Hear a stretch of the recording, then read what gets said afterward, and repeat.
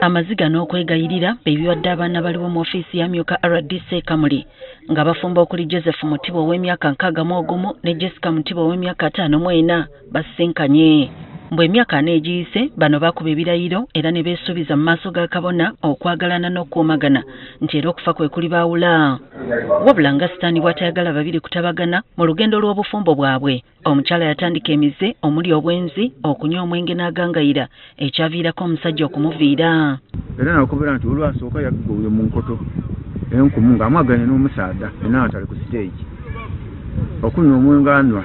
Omukazi naye kye yakola kwe kulekawo amaka ge n'agenda e Bugerere mu Kayunga nga kati abadde amazeeyo emyaka 3. Omusaada le yayiddayo eripootinga y'endinga omukyala aviira mu nnungi yajja ebuko yeripootinga nti muno omukyala ole gwe mwampa mukazi wange andekuliire.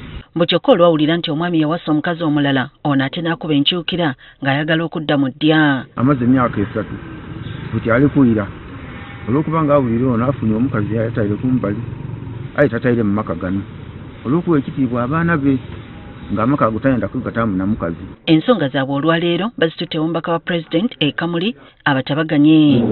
Wakati mu maziga Jessica Mutibwa yeegayiridde bba n'amutegeeza nga bwe yakyuka kale amukkiriza dde mu maka.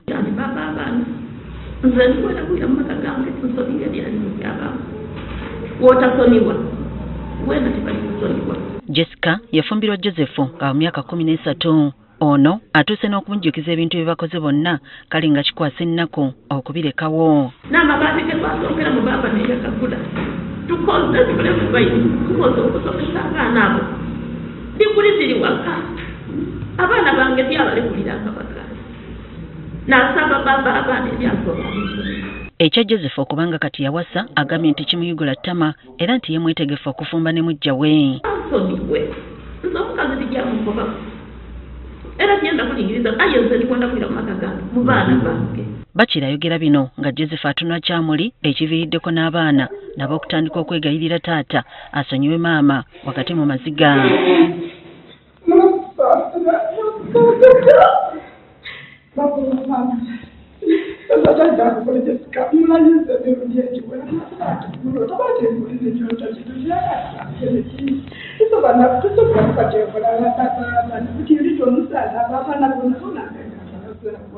Mu kuvaamu omwasi Joseph agambye nti ayinza kuddira Jessica era bwe biba bintu ajja atwale byonna by'ayagala. So bw'abayenda kutwala byali kukoba ati biri ayita atwale byonna ndatandika obulamu.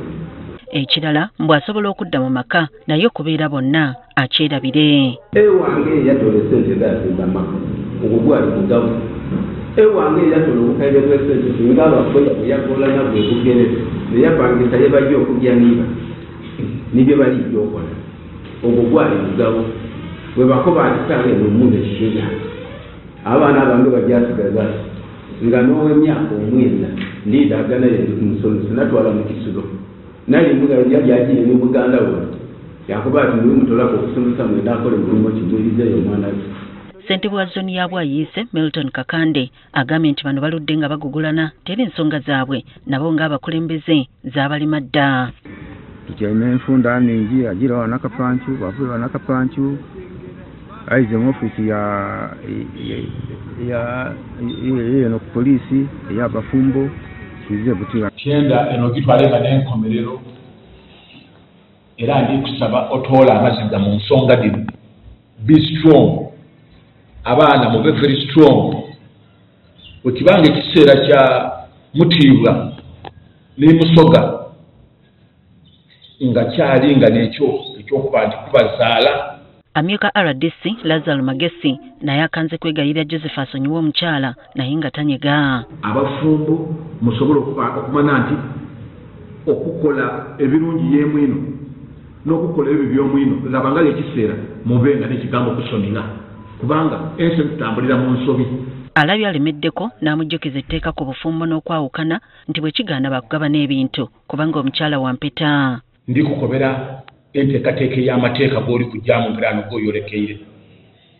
Bw'obanga toli kujja mu kooti na mukyalo ono okuboneka nti omugemyaku ebimugemaku byatuuka n'okufuna gy'okikole mu buntu ndikuwa guidance otegeere nti omukyala wange twakola naye ne tuzaala abaana bano sheya ye neeno. Mu kiseera kino bano balina abaana 10 we tuviiriddeyo ng'omusajja akyakalambidde ku ky'okusonyiwa omukazi.